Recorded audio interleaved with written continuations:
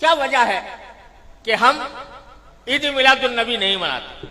لیکن یوم پاکستان مناتے ہیں، آزادی پاکستان کا دن مناتے ہیں؟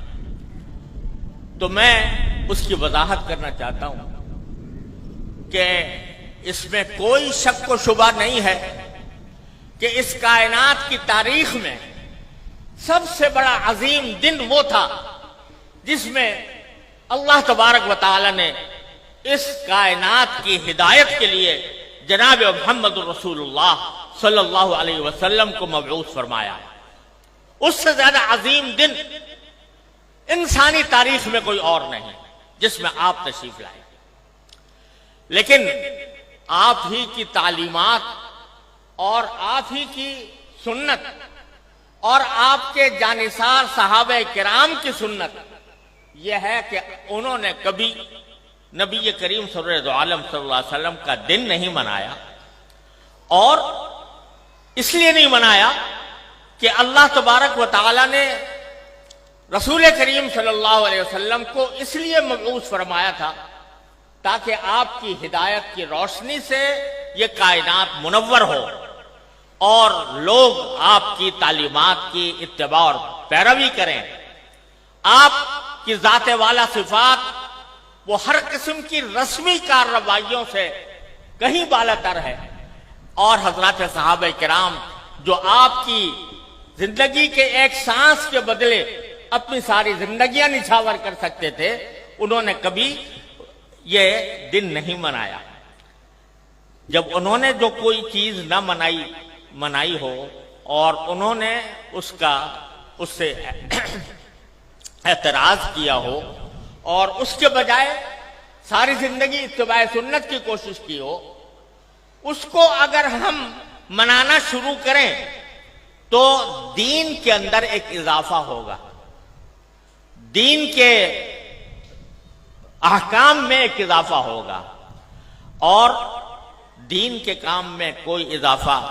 وہ بدعت کہلاتا ہے۔ من احدث فی امرنا ھذا فہو رد، تو وہ بدعت بن جاتا ہے کیونکہ وہ ایک مذہبی معاملہ ہے۔ عید میلاد النبی مذہبی تقریب کے طور پر منائی جاتی ہے، مذہبی عید کے طور پر، عید کا نام اس کا رکھا گیا ہے،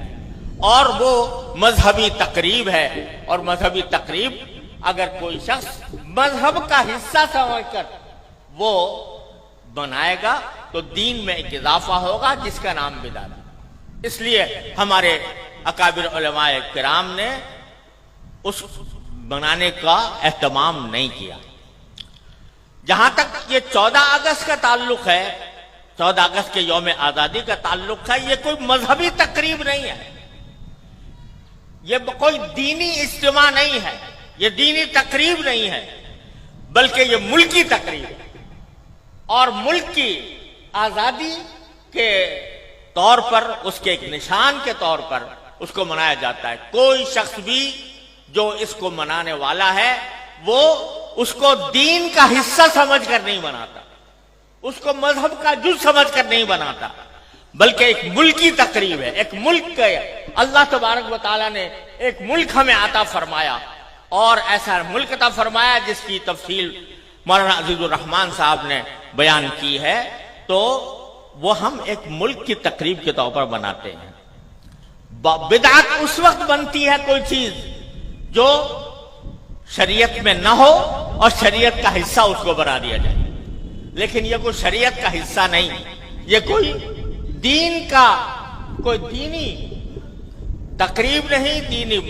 عید نہیں، دینی مذہب نہیں، دین کا کوئی مذہبی حصہ نہیں، لہذا یہ ایک ملکی تقریب ہے۔ اور یہ ایسا ہے جیسے کہ اگر کوئی شخص اپنے گھر کے اندر کسی اپنے گھر کی تعمیر ہوئی اور اس تعمیر کے اوپر کوئی اجتماع کرے، کوئی دعوت کرے، تو یہ کوئی مذہب کی تقریب نہیں ہے، کوئی دین کی تقریب نہیں ہے۔ اسی طریقے سے ہم یوم آزادی پاکستان کا اس لیے مناتے ہیں کہ اللہ تبارک و تعالیٰ نے اپنے فضل و کرم سے یہ نعمت ہمیں عطا فرمائی تھی، اور ملکی تقریب کے طور پر اس کو منایا جاتا ہے۔